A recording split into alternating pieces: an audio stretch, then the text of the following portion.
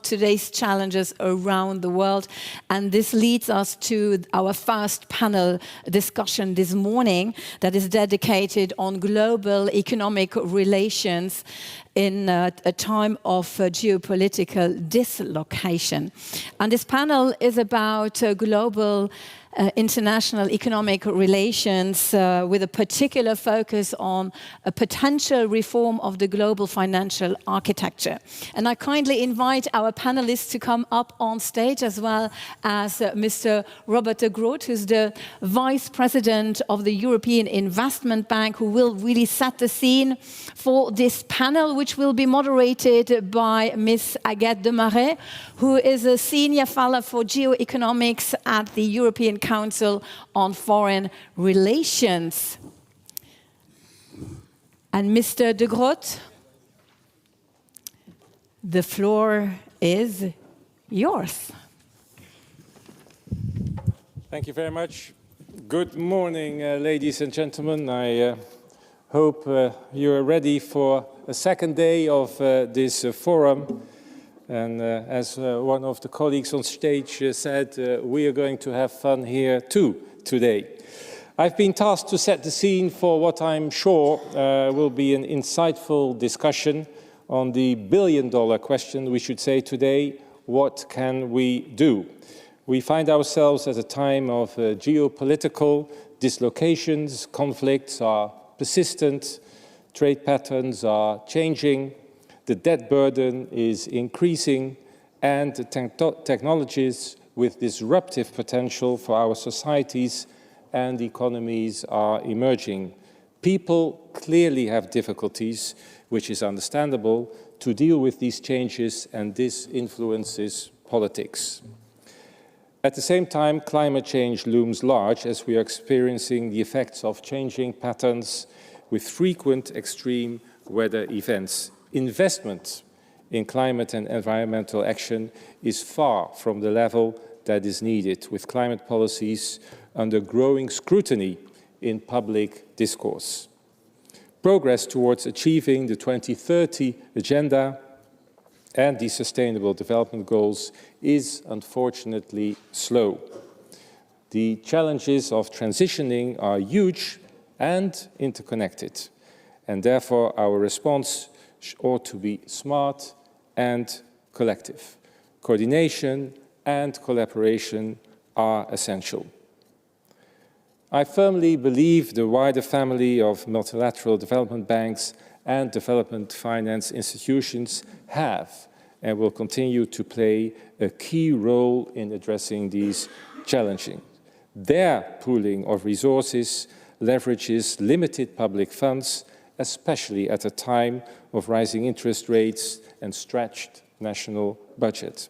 Their participation de-risks investments and hence helps to mobilize private sector capital, which is critical to move from billions to trillions. And their in-house knowledge and technical expertise promote key standards and encourage cross-fertilization of ideas and good practice. I'm sure you all agree with me that there is a great potential for us to act more, and we can and should deliver. We should work towards strengthening the global development finance architecture, make it more efficient, responsive, and resilient. A key priority is for this architecture and its constituent parts to work closer as a system. As a member of the MDB family, the EIB has developed close collaboration with other multilateral development banks as well as bilateral institutions, and we are eager to do more. We're all committed to do the same development goals. We each bring something unique, and there's a great scope for mutual learning. For example, the EIB brings its extensive experience from most of its activity being in high-income countries. And there's also a great scope for alignment and mutual reliance on standards, not only to strengthen them, but also to increase efficiency. And finally, we need to be creative. Let our thinking evolve in line with the challenges and explore new and innovative instruments that respond to the needs of today and tomorrow. As the EU Climate Bank, the EIB, together with our partners, is working on a number of new instruments that are tailored to specific needs and risks, such as climate-resilient debt clauses and debt-for-nature solutions. There are a number of initiatives for upgrading the international financing system, such as the Global Financing Pact, and I look forward to hearing our panelists' views and ideas on the way forward. Together, we need to accelerate and scale up our action to promote sustainable development for the people and the planet. Thank you.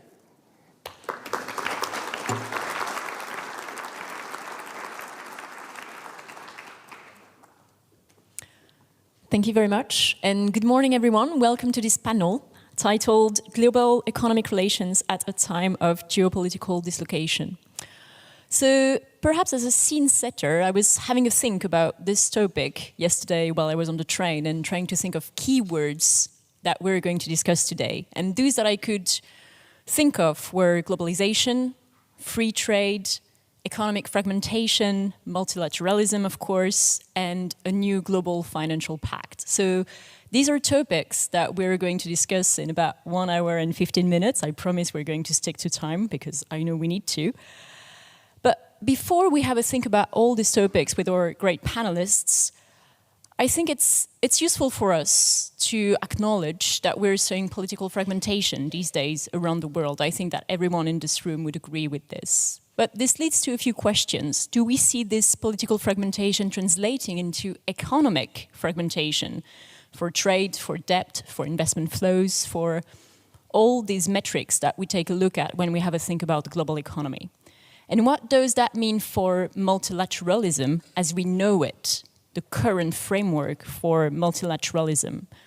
I think it's fair to say that multilateralism as we know it is possibly under threat. It's facing, in some cases, increased scrutiny. This is a diplomatic way not to say a backlash in some places, possibly. Or also increased competition from new actors that we're seeing emerge, notably in Asia. This is not happening in a vacuum, is what I would like to think. This is all an illustration of global power competition as we see it, of political fragmentation as we see it. So I think that a key theme here is that everything is linked. When we see political fragmentation, it translates into economic and financial changes. These are not happening in a vacuum, these are all interlinked. And then there's the question of a potential solution. We've been hearing a lot about a potential new global financial pact over the past few months.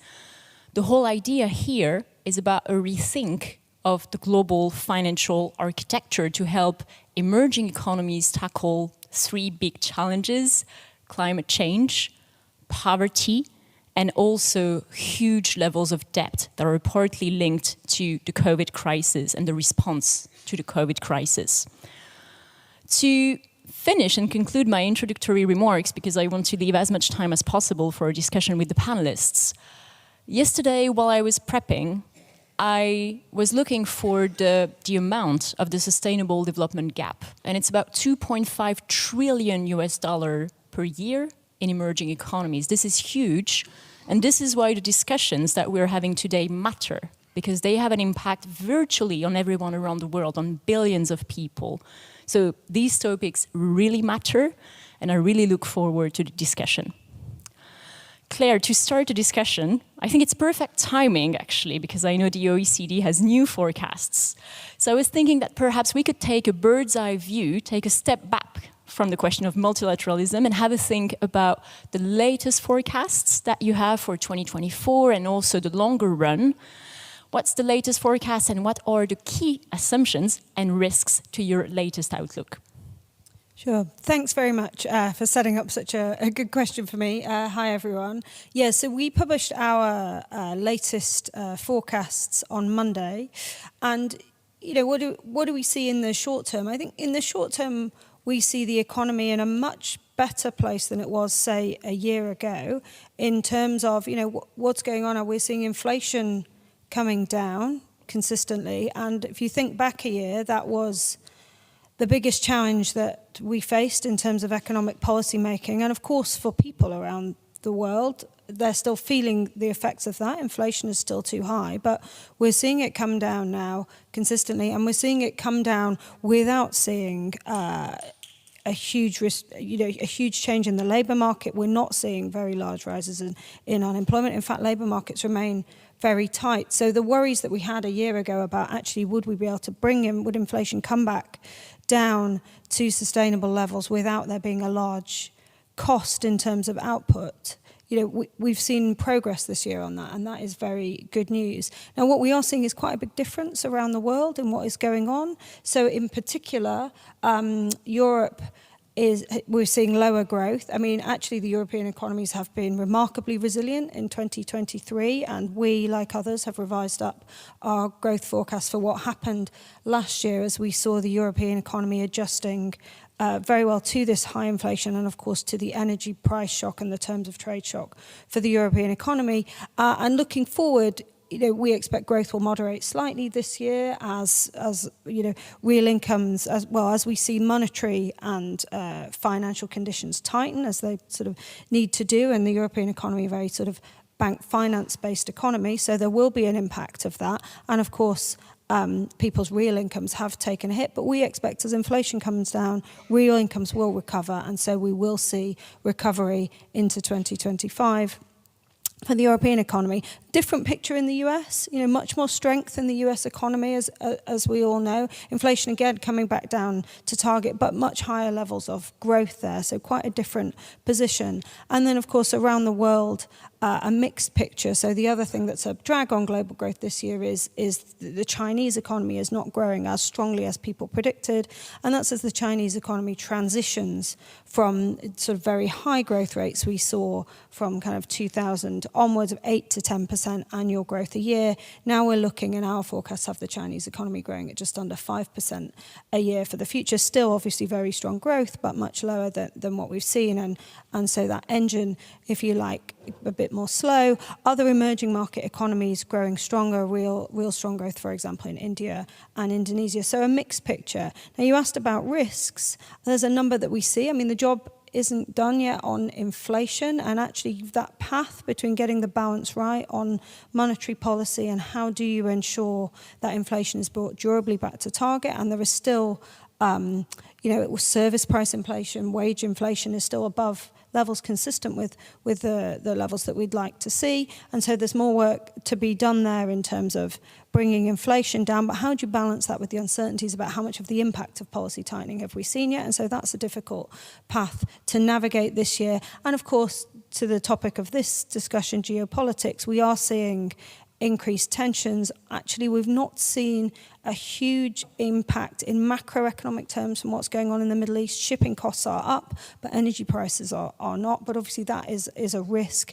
It's a key area in terms of energy supply and, of course, in terms of shipping. So there's risks there. I'll just finish by mentioning the longer term, where actually the picture there, I think, is a bit more challenging and is less rosy. One of the reasons that we predict lower growth in Europe for 2025 is about trend growth, and trend growth being lower in part because of an aging workforce, and that has quite a large impact on productivity. But also there are some really big sort of medium-term challenges for all advanced economies, thinking about demography, thinking about the climate transition and how do you do that, and also thinking about some of the issues we might come on to later around issues like trade and other areas. There's a real challenge around productivity for advanced economies, and how do you drive that up? And that is about addressing some of the medium, longer-term issues.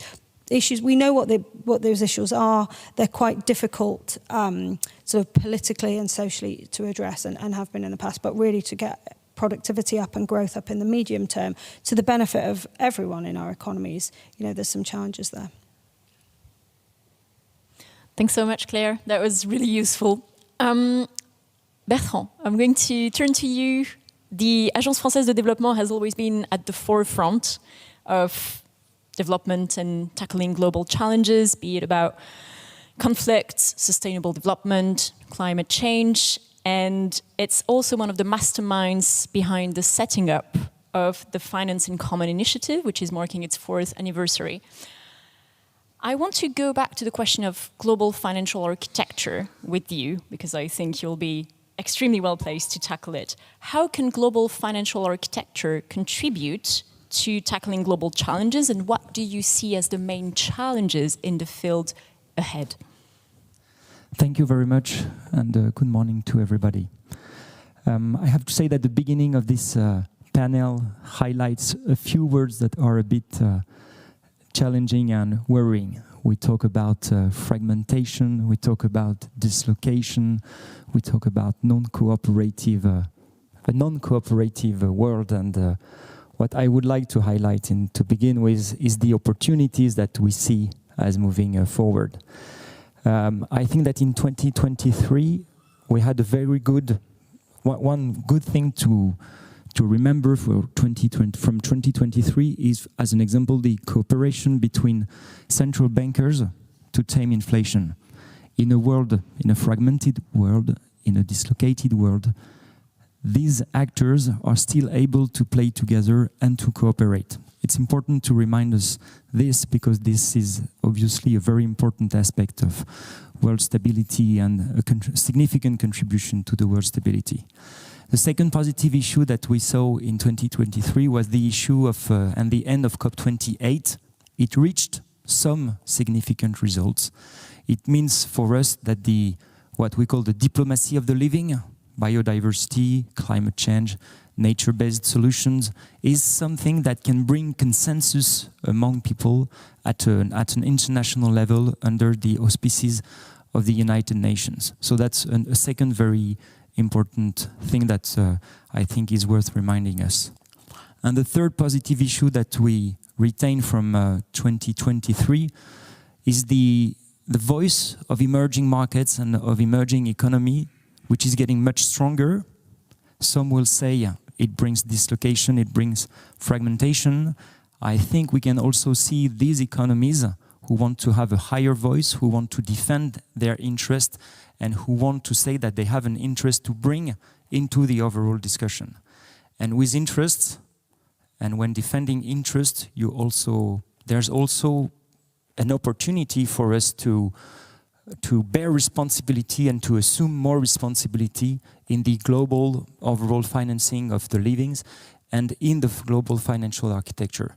So the higher voice, the stronger voice that emerging economies are getting is in my view an opportunity to have a discussion with them on the responsibility they want to assume in the overall governance of the financial architecture, of the fight against climate change, and so on. So that being said, on the basis of these three opportunities, we indeed launched 4 years ago the Finance in Common initiative on the intuition that public development institutions worldwide, at a national level, at a regional level, and at an international level, as EIB just reminded us, have a voice to play and have solutions to offer to countries who are struggling to find solutions to global public goods protection. As an example of what recently happened in France, we had tractors everywhere around Paris.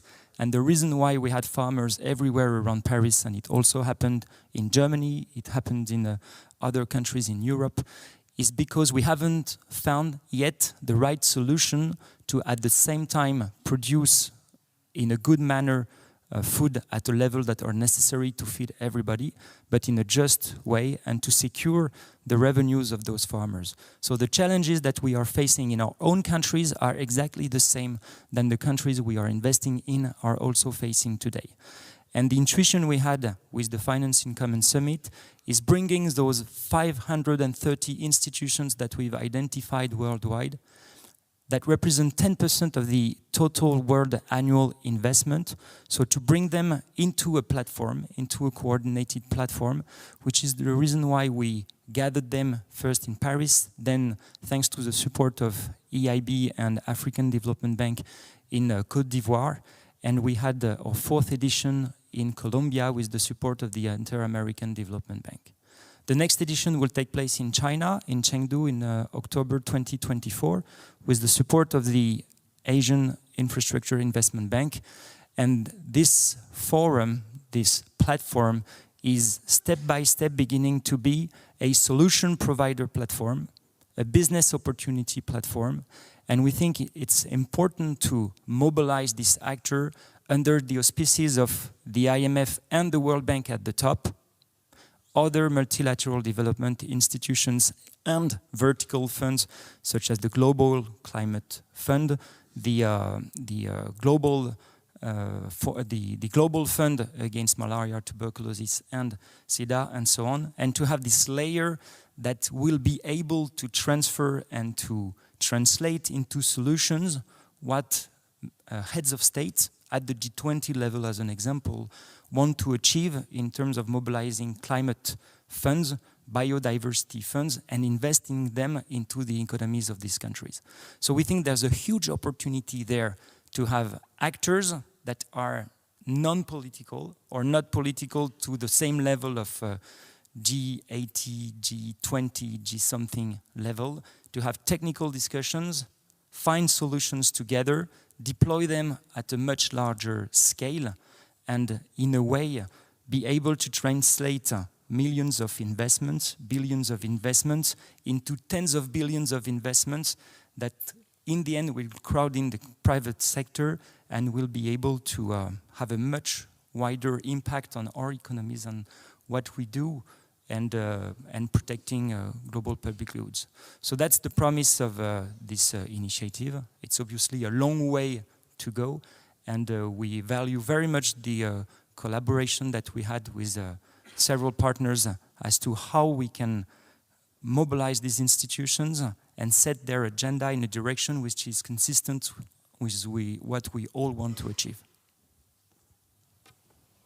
Thank you so much. And actually listening to you, it reminded me, yesterday while I was coming, there's a stone near the bridge, near this conference center, with a quote from Schuman saying that we would achieve peace and prosperity in the European Union, not with grand declarations, but with concrete steps. And this sounds very much like what you've just highlighted. Arantxa, I'm going to turn to you now. You've been close to international politics throughout your exceptional career. And I'd like to discuss multilateralism with you at a time when the rules-based order is increasingly contested. What's your take on the situation of multilateralism today and the challenges that lie ahead? Thank you, and let me start by Mark Twain, and you know this quote he is famous for, "News of my death have been greatly exaggerated." And I think it's a little bit where we are for multilateralism. News of the death of multilateral cooperation have been a bit greatly exaggerated. Not that we are not feeling the crunch of geopolitics, which we are, but maybe let's recognize that multilateralism, which is no more than the expression of the willingness of sovereigns to cooperate because they understand this is essential to manage interdependence, needs to be rethought. If we look at multilateralism, the big moments of international cooperation have always been at the end of conflicts. You look at the end of World War I, you saw the beginning of the building blocks of many of the institutions that govern us today. Take the International Labour Organization, take the humanitarian organizations. The second wave was after the Second World War, where we created the institutions that manage our political relations with the reflection of what the world as it was then. Take the UN Security Council, or when we laid the bricks of what is today's international financial architecture. The third wave, though, we should not forget, was after the fall of the Berlin Wall. We created the architecture to manage climate change, which did not exist grossly until then. Or we created the World Trade Organization that have been left in limbo after the Second World War. So all of this tells us that the political energy to do big architecture comes after there has been conflict. Right now, we are in the middle of a conflict. So let's look at what the problems we have in this period of conflict, and maybe let's look at what we can do. So let's look at the three big difficulties we have for multilateralism today. Difficulty number one is that we are seeing a change in the balance of power in the world. This is very obvious in the economic sphere. When I entered the job market, China represented 2% of the world economy. Today, China is close to 20% of the global economy. And yet, if I look at the representation of the Chinese economy in the IMF or in the bank, in its quota and voice, it's not commensurate with the change in the economy of this country. I'm taking this country because probably is one of these very extremes that invites us to reflect what kind of system we need.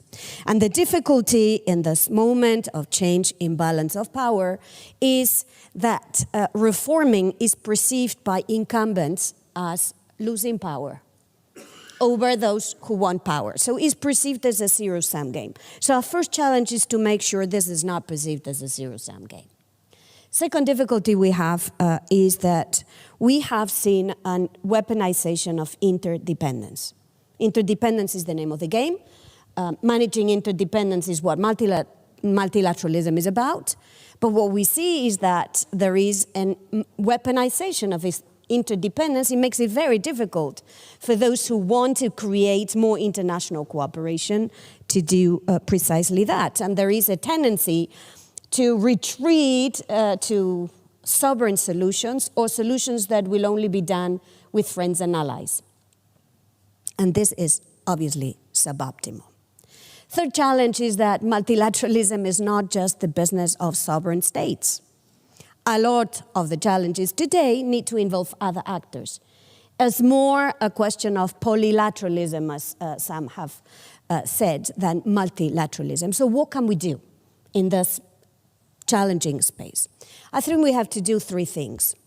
And I want to use the word R. First is we have to retain. We have to retain what we have patiently built.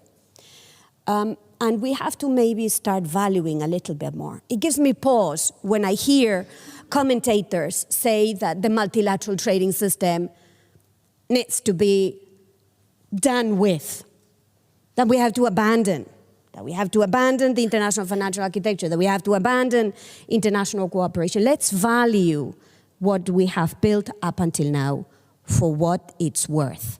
Now, maybe these multilateral institutions will not help us move in the direction of convergence. Maybe we are not going to get closer. But multilateralism maybe today can help us in managing the risks of divergence and prevent that differences between us turn into conflicts. That's the big value, so let's value that. Second R is reform. Let's look at where we have spaces to reform.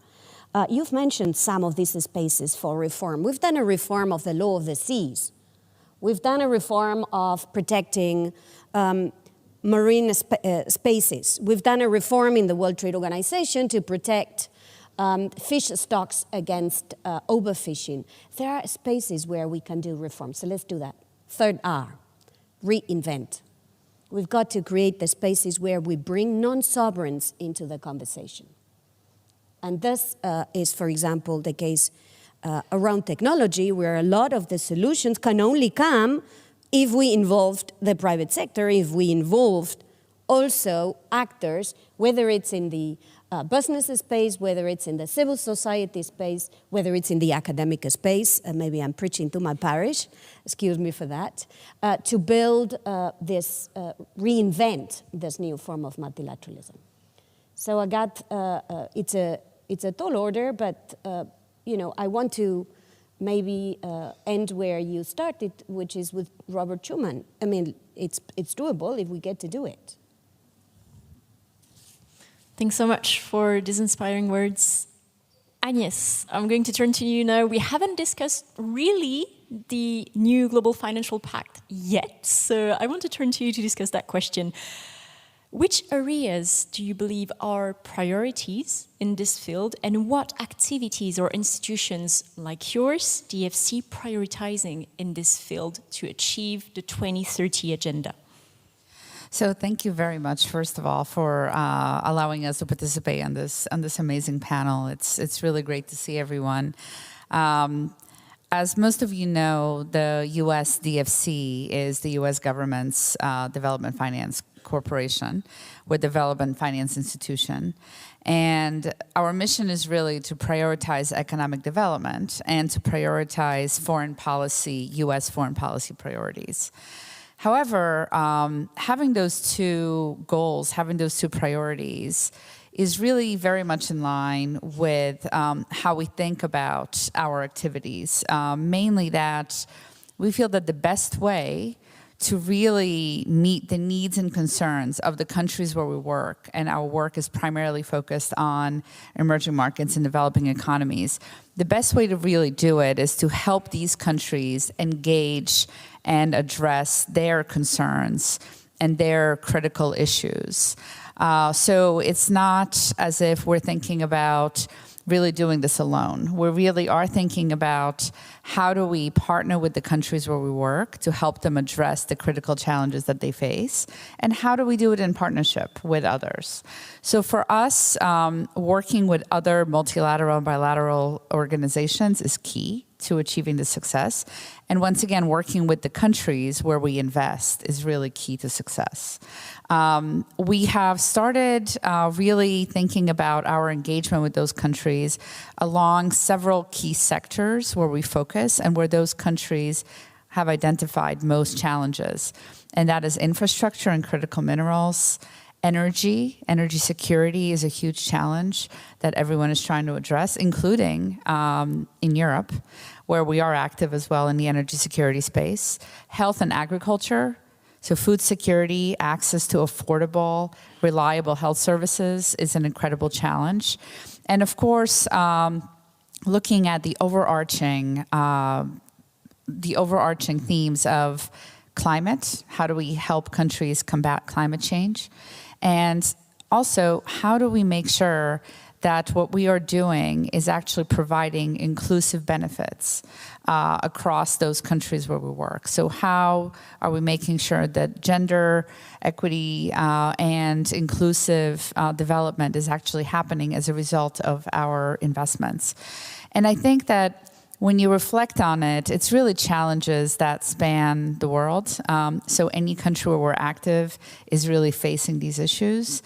And I think that doing so in partnership with other multilateral organizations is incredibly effective.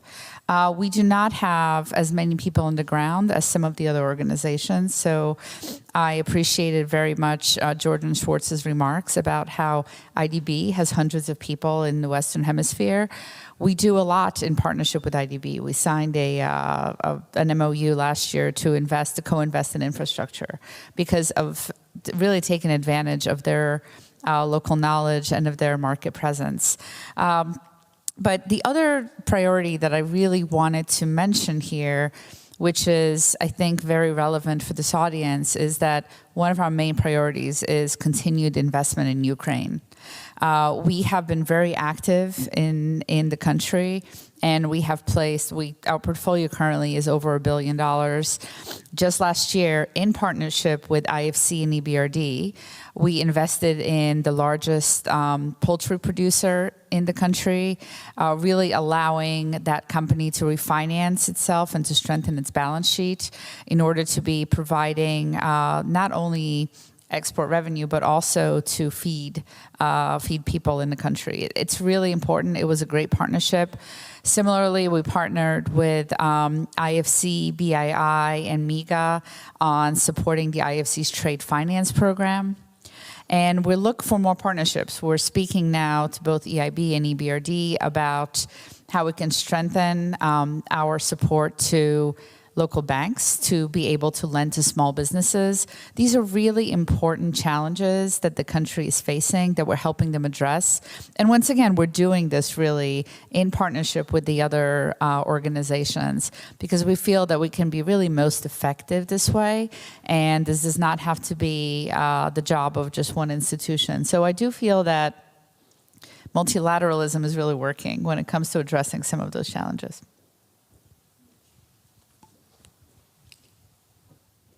Thank you very much. And finally, turning to you, David.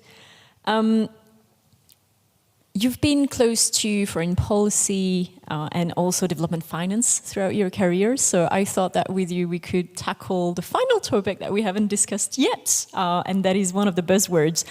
What concrete role do you see development banks playing in the context of reforming the global financial architecture?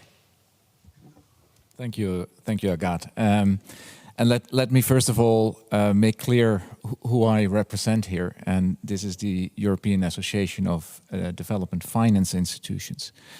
These are publicly owned development banks focused on private sector development, focused on enabling entrepreneurs to have access to finance in developing countries, very similar to what Agnes just sketched as the work that DFC does, which is also actually a development finance institution, but also focused on mobilization of private capital for development. So you can imagine that in the billions to trillions agenda that Robert mentioned in his scene setter, that since that agenda came into the multilateral space, the role of our institutions has grown a lot.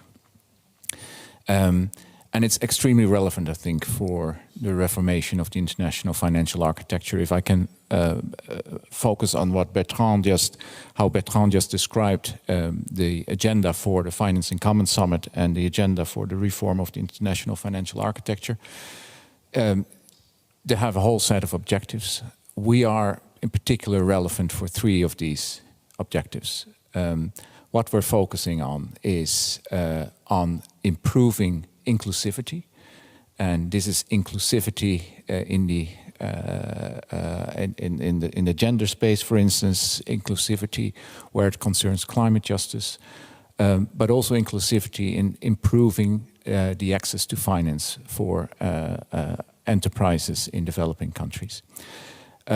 It's been at the core of our mandate ever since the inception of the 15 members of our association, which on average exist for about 40 to 50 years. And that inclusivity agenda, I think we can play an enormous role in scaling up. Second objective for reform of the international financial architecture is to improve sustainability, including sustainability through the introduction of regulatory frameworks, through improving transparency. We've been working greatly and over the last decades in helping to improve the transparency of investments. We have a big reservoir of knowledge on ESG, on environmental and social governance indicators. And also there, the development finance institutions can actually help improve and enhance the agenda of sustainability in development finance. And third, which is most relevant, I think, for this panel, is our contribution to stability. And that has two aspects. One is, and I may quote here, I don't know if in the audience there are any Star Trek fans, but maybe our mandate can be best summarized by saying that we need to go where no one has gone before. We need to go to societies and markets that are hitherto untouched by commercial finance and that can very much benefit from investment, private investments in particular. So it means that almost all of our members are also active in conflict-affected and fragile states.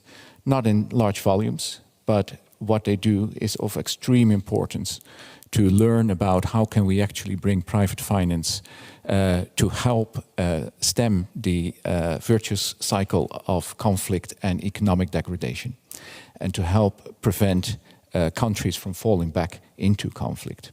That's one important part, and I think the international financial architecture needs to be concerned with that type of stability. The other type of stability, and that really relates to, that we contribute to, that relates to our mobilization agenda. So we produce assets that are slowly becoming ripe for investment by others. institutional investors, commercial investors. It's extremely important for global financial stability that these investors have a perspective on diversification of portfolio. We can help them move into more markets. And clearly, that will also lead to these investors becoming far more involved in the agenda of developing countries, the climate agenda, the inequality agenda, etc. That is a very important part of our job, is to help create the facilities, the funds, the design of our investments in such a way that it helps investors, other investors, institutional and commercial investors, to go into developing countries. And that actually so clearly connects to Arantxa's third point of reinvent, to how can you actually bring non-sovereigns into the multilateral tissue. And I do think that finance is in itself a very important part of preserving the multilateral tissue, because it connects. By definition, finance connects. And if we ignore in our foreign policy objectives, in our global economic objectives, if we ignore the role of finance, you ignore an important channel that helps that helps prevent the unraveling of the multilateral tissue. And that actually means we need to have public action to keep that financial channel healthy, and to make sure that the financial channels in this world are actually helping to preserve the benefits of multilateralism. Thank you very much. We're going to come to the discussion part of this panel, but first of all, thank you so much all for your thoughts and contributions. Arantxa, I'm going to turn to you for a first question, because we do have a bit of an elephant in the room, and it's the upcoming US presidential election.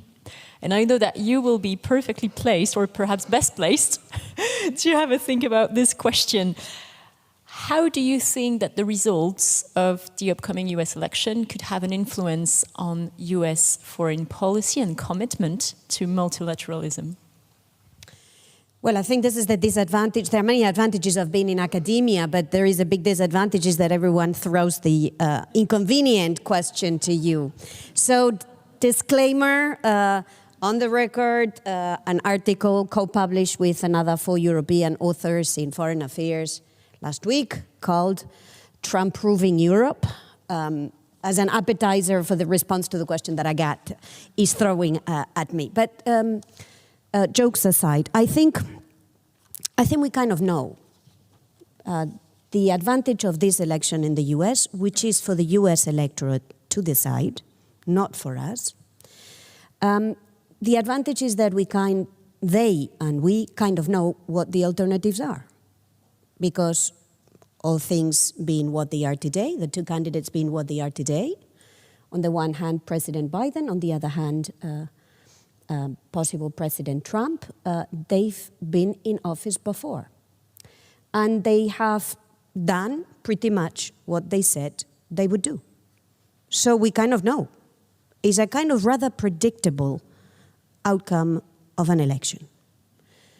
In the case of President Biden, I would not comment on that. He said he would restore international cooperation.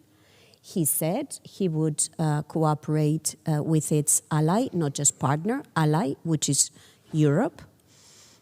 He said he would want to do partnerships around the world. And I think this is pretty much what he has been doing. In the case of President Trump, and again, without taking sides, especially because we don't get to put the ballot in the box, but President Trump very clearly said, and he is saying things again, which I guess will guide his policies if he gets elected. If I had to sum up, there is a big part which he supports, which is business. There is a big part that he does not support. International trade is one. Climate change is another one. And there is a third part where he's also being clear. No US boots on the ground. So we kind of know what if depending on the outcome of the election, we kind of know what the policies would be. So I guess what we can do, those of us that are not going to be voting, but those of us that will be impacted by the decisions made by the US electorate, I guess what we can do is roll up our sleeves already now. Prepare already now. Do not wait until the 1st of January next year to start working. Start working now and work with friends and with partners around the world, including lots of friends and partners in the US that will want to help ballast and be prepared and be ready for what happens after the next US election. Thank you so much, Arantxa, and I definitely recommend your latest article in Foreign Affairs to everyone in the audience. Claire, I'm going to turn back to you. In my intro remarks, I mentioned that there is a question as to whether political fragmentation is translating into economic fragmentation, be it for trade, debt, investment flows. What's your take on this question? What do you see in the data? Do you see anything in the data yet? What's your view on this? Yeah, we are seeing an impact in some areas. I mean, a bit like what we've heard, you know, it's not, you know, it's limited, but it's there. I mean, the area that I think you can see the clearest impact is on trade and trade integration. You know, if you look at the last 30, 40 years, what we've seen is increasing integration of supply chains, of global value chains, to the benefit of people around the world, huge benefits there. And you've seen the steady integration, and that has effectively stalled over the last 5 years, in particular on services trade, where we'd seen a very sort of, the trend was very clear. We were seeing increasing services trade across countries, and certainly in terms of as a percentage of GDP, that's basically stopped now. Now, of course, we've had the COVID pandemic, and that was hugely disruptive to supply chains. But even so, those trends are quite clear, and it's important to sort of understand what the consequences of that are. You know, trade is one of those things that is of huge benefit on average to everyone. It widens choices people have. It has hugely lowered prices over previous decades, and that, of course, has, you know, improved people's material well-being by very significant amounts, and you can really see that. The effects, however, sort of are quite dispersed, and so they build up for us all over time. And of course, some of the more negative impacts, the shorter term more negative impacts, have been quite concentrated, and so you see the reaction to it that you would perhaps expect. You've got, as I say, some quite concentrated distributional consequences where, you know, people are benefiting and may not always appreciate that it's trade that's driving those benefits, but they have, versus some very clear examples of where business models are forced to change, and you see that. So that's an area of large trade. The other area, the other impact, of course, of lower trade is, you know, coming back to what I was talking about earlier about productivity. In the medium and longer term, you know, it makes economies that trade are much more productive. You know, there's a huge productivity benefit. That is the only way really to raise real incomes. And so, you know, if we don't see continued trade integration, we will lose those productivity benefits, and that does come at a cost. So you see it there. On investment and debt, the picture is a bit more mixed, and actually you do see quite big bilateral movements there. Now, it's quite hard to disentangle what are the causes of these things and what is about the multilateral system, and what is actually just about, you know, the outlook for growth in different economies and countries making different decisions. But you do definitely see, and we have definitely seen, an impact of fragmentation on the global economy. The other thing I would also say we've seen for domestic policymakers, they've become much more aware of the impact of geopolitical issues on their own policies. So, the obvious example being what we've seen happen on energy prices from the war in Ukraine. And that means that for domestic policymakers, I think there's a much stronger need to consider these issues, be aware of them, and therefore engage in some of these multilateral discussions. It's no longer really an option that people have. It's something that policymakers across countries need to do. And I think that is, in some ways, that brings a positive in that, everyone has to engage, everyone has to consider these issues. So the question we're considering today about what can we do is something that I think many more people and many more policymakers around the world are conscious of and engaging in. Thank you so much. And still actually on this topic of economic fragmentation, I'm going to turn to you to ask a question about what this means for finance, because we're seeing countries like China, developing alternative financial mechanisms and its own development institutions. What's your take on the outlook of such efforts and their impact and the challenges that such efforts from China possibly pose to traditional multilateral institutions?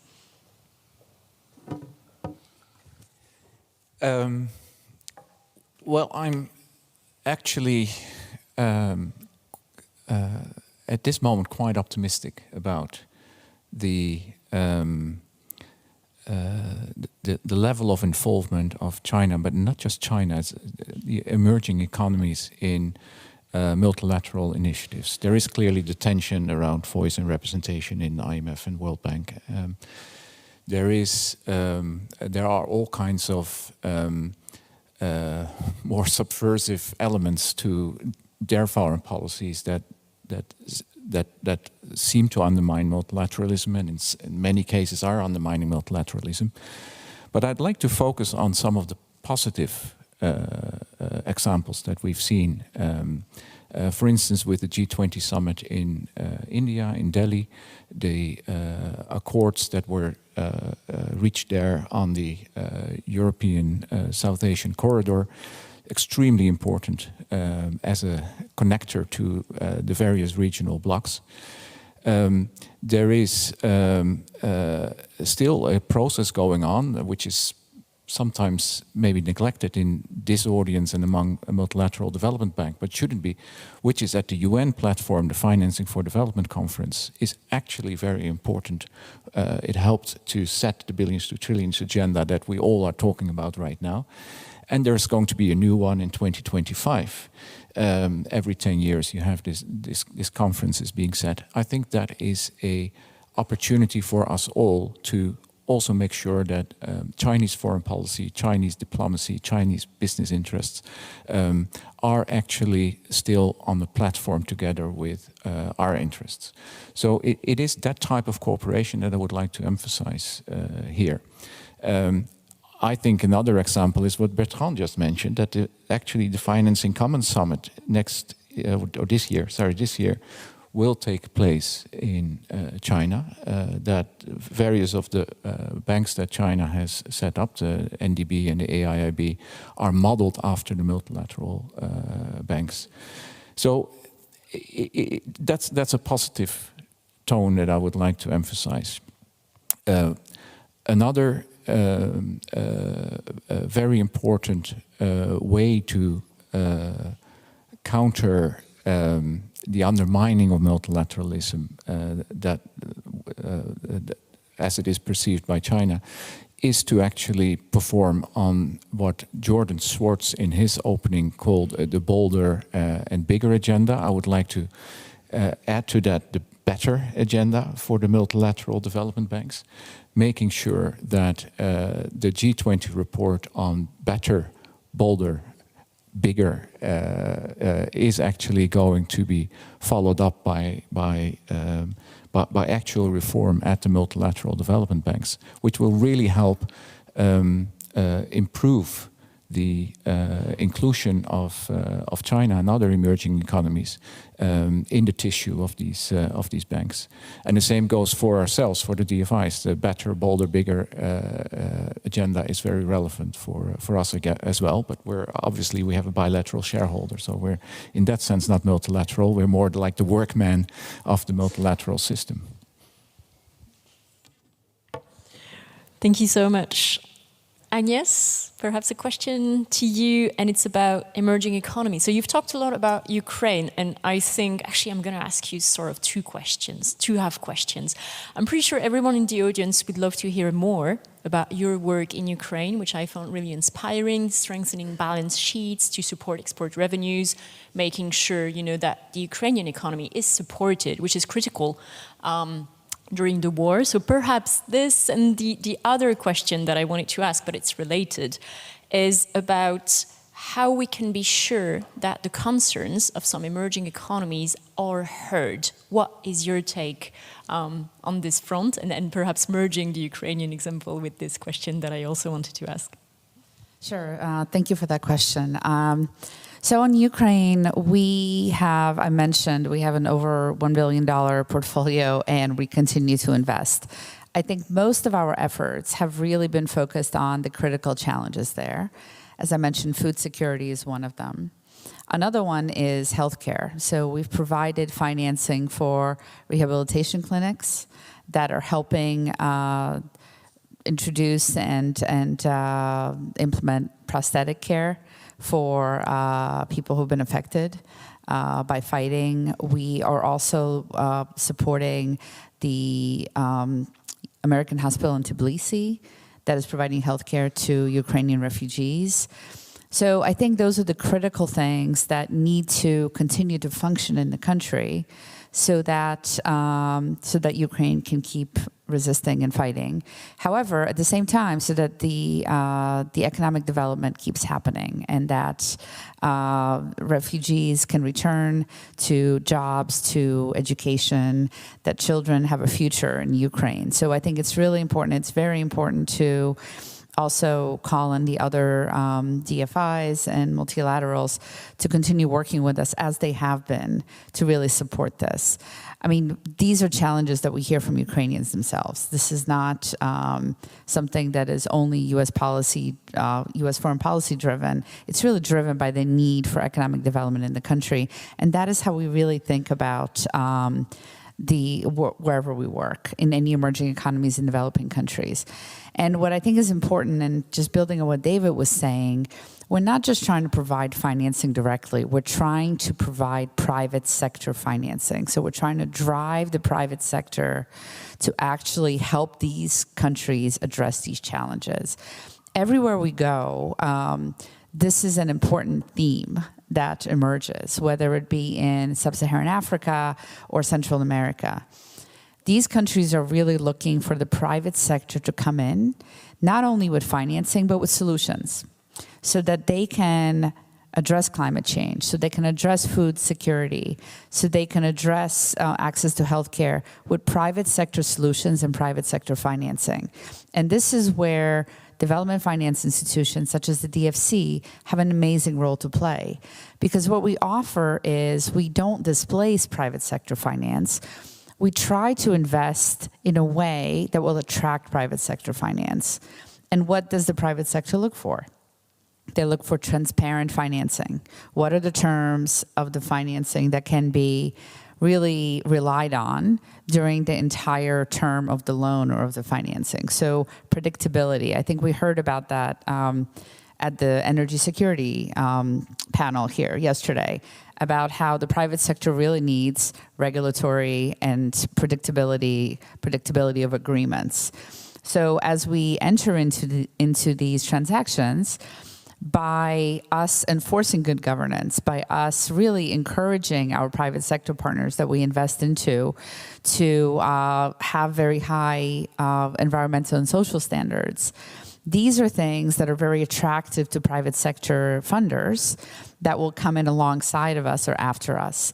Because ultimately, that is really the way to bring in the right solutions. It's not government financing, it's really private sector and ourselves, as well as the European DFIs and multilaterals. We're all focused on this.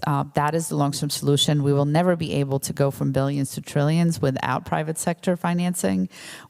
No government in the world has enough money. So it's incredibly important that we very much support these countries, hear their challenges, and help them address those challenges, not just with government funding, by actually trying to target and catalyze private sector financing towards those challenges. Thank you so much. And Bertrand, I'm going to turn to you for another question. I see that time will soon run out if we are to stop at 10:30. But there is one question I wanted to ask you. There seems to be a broad consensus about the need to reform international financial architecture, listening to all of us. What progress, in concrete terms, to go back to this Schumann's quote, what progress, concrete progress, do you think we can realistically achieve in coming years? I agree with Agnes that the financial multilateralism is working. And the good example for this, in my mind, is two things. The first one is that the governance of the World Bank is an inclusive governance. All countries, even those who have strong political disagreements at a worldwide level, still agree on finding solutions and on respecting the banking rules that have been established by the shareholders of the World Bank. So that's one area where we still have some kind of international cooperation. And I take the recent announcements by the World Bank to be more inclusive and to have its evolution roadmap set in place with more partnership with other institutions as a very positive signal, because it means for us that this consensus that is reached within the forum of the World Bank will in a way be deployed to other institutions and in a much more efficient way if they succeed in making much more co-financing than what was achieved over the last 10 or 15 years. I also agree with Arantxa that the international governance will have to be reformed. The size that economies such as China, Brazil, India have reached as of today, and their say in the international forum has a difference which in a way will need to be addressed in the coming years. But there's an opportunity there, which is, if you have a more important say in the international governance, what are the responsibilities that you are ready to assume when we talk about debt restructuring of highly indebted countries, when we talk about the financing of public goods? What will be your commitments? What will be the additional volume of financing, the additional reforms of your internal domestic policies that you will take to make sure that tomorrow you'll have more renewable energies in your countries, that you have a more efficient agriculture that preserves forests, and so on. So here I see strong opportunities that we can discuss together and where we can find consensus, as the COP28 showed us recently. The next 2 years, 2024 and 2025, are, in our view, very important because this year Brazil assumes the G20 presidency. Next year it will be South Africa. We'll have the COP30 by the end of 2025, which will take place in Brazil. So the symbol is very important. And we also have a meeting that will take place in Madrid in 2025, which is organized by the United Nations and which is the Addis Abeba +10 Financing for Development meeting. And here I want to come back to the current state of development, where the current development policy is the sole international policy, fiscal policy, that brings distribution of the profits made by wealthy countries everywhere in the world. And thanks to the work which is made by the OECD and thanks to the grammar that has been defined over the years, it's the only international policy where we have to abide by certain rules, we have to demonstrate that the funds that have been invested in the fight against poverty, in the fight against climate change. So that asset has to be preserved and it has to be moved forward. And there's one important thing that we think needs to be done in moving forward is to be much clearer about what is dedicated to the fight against poverty, because countries tell us today that because we mix climate, biodiversity, inequality funding with poverty funding, in a way we are mixing things and we are overvaluing the amounts of money that are invested in the fight against poverty. So we are challenged by the current grammar of development policies, of the world development policies. So we think that there's an opportunity here in the preparation of the next United Nations Financing for Development Summit to review this measurement of how we invest into development, how we define the standards that we abide by as of today, and there may be an opportunity to have a more inclusive standard in the years to come. It's a lot of work, obviously, but a more inclusive standard that will enable the private sector to also fund climate change, fund biodiversity preservation, and that will also take into account the differences between what needs to be very clear as how much we invest into poverty reduction, but also how we move forward collectively on climate action, on biodiversity action, and more overall on all kind of inequalities that we are trying to deal with. So that's a very important meeting and a rendezvous in 2025, and we see a great opportunity here to have an inclusive grammar and to bring also, and this is what I was saying in my introductory speech, to bring the Finance in Common Summit solution that we propose, because 90% of our members are from the South. So they bring solutions, they are also in a position to bring solutions to their leaders who struggle on how they can, at the same time, bring energy to their economies as we did 50, 60, 100 years ago, and at the same time find the right solutions to bring that energy in a sustainable manner. So overall, this financial architecture and its grammar will probably need to be reformed, but there are lots of opportunities to do so in the month to come. Thank you so much. We're almost at the end of the panel, but I can't resist. Actually, Arantxa, I'm going to ask you one more question, because we've heard about Brazil, we've heard about Madrid, and we've heard about French farmer protests, but we haven't talked about free trade agreements. And I'm throwing all the difficult questions at you, Arantxa.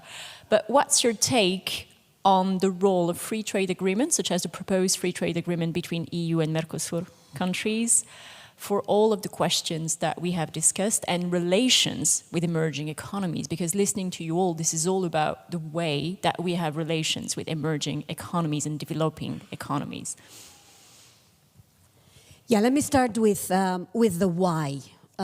I think for an economy like Europe, which is a very open economy, where 2/3 of the growth for Europe comes from the connection that the European economy has with the rest of the world, and how Europe benefits from the growth beyond its borders for within its borders, international trade is an essential ingredient for the economic growth and competitiveness. And I want to very much acknowledge Claire's point that open markets, and I'd rather talk about open markets than free trade, because it's trade within rules also. It's not that we throw away the rules. It's about open trade. For Europe, is an essential ingredient for its growth and for its competitiveness and for its productivity. So for me, it's a no-brainer that Europe continues to invest into a robust trade agenda, which explains why the EU is also a strong supporter of the World Trade Organization and multilateralism on trade, is because it is in Europe's own interest.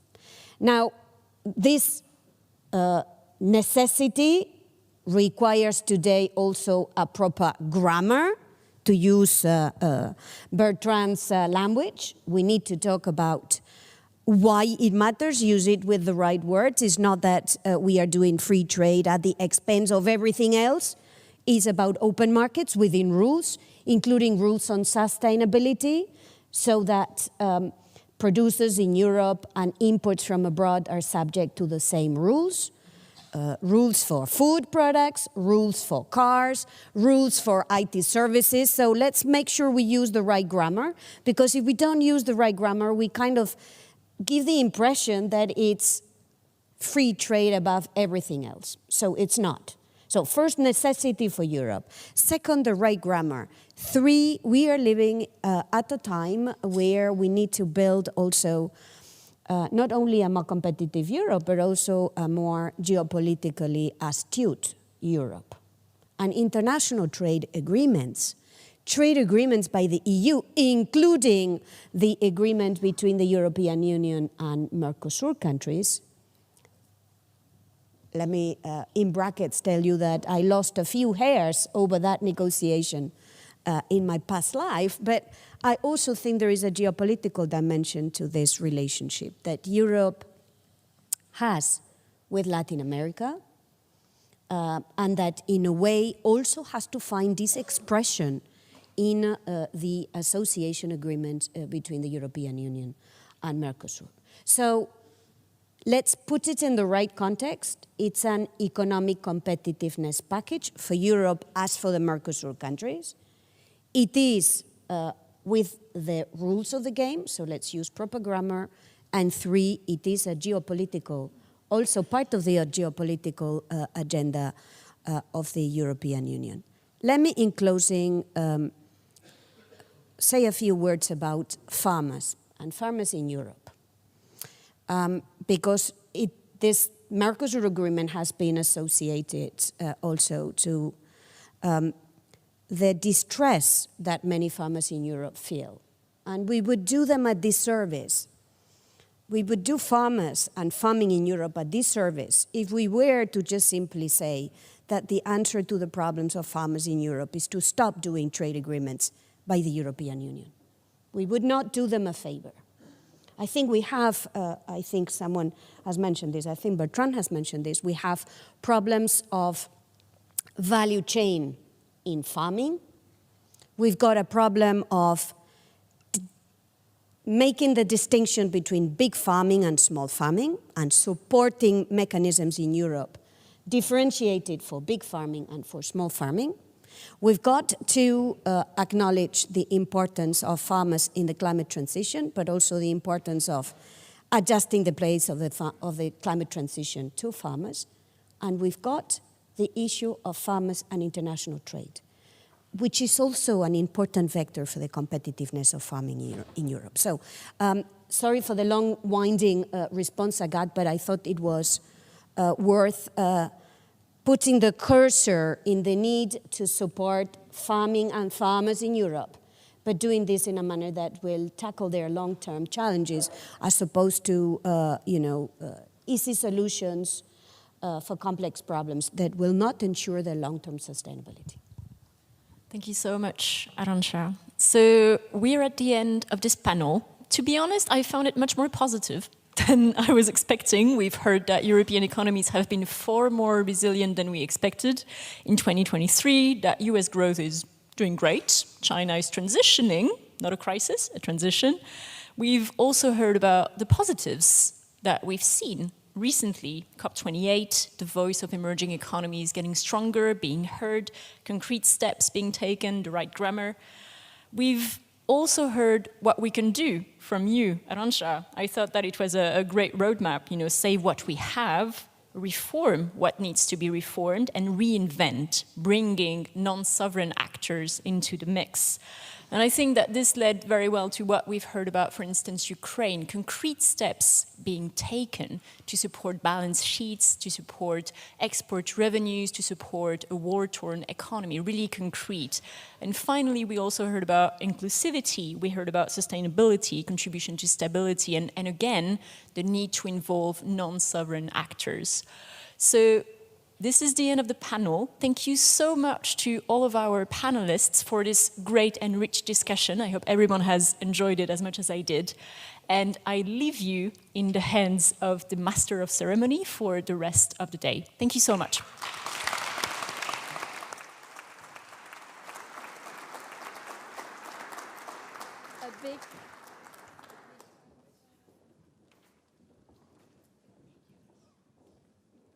Thank you to you, Agathe, and to our panelists for this interesting exchange on key topics for